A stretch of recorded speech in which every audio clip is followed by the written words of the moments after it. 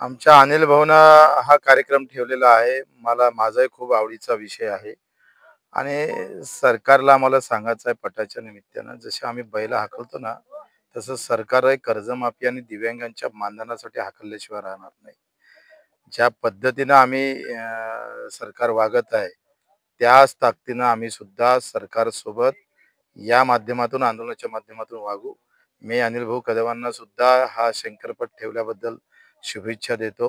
पुढच्या वर्षी ते जिल्हा परिषद सदस्य म्हणून या पटाचं आयोजन करतील अशी अपेक्षा करतो. बच्चूभाऊ, तामसामध्ये 3 दिवसात 2 पोस्को गुन्हा दाखल झालेले आहेत. मला असं वाटतंय का कायदे कडक आहे, पण प्रशासकीय जी काही जरब पाहिजे, ते सध्या नाही आहे आणि ती जरब बसवणं सरकारची खरं तर भूमिका महत्त्वाची आहे. गृहमंत्री आमचे देवेंद्रजी आहे.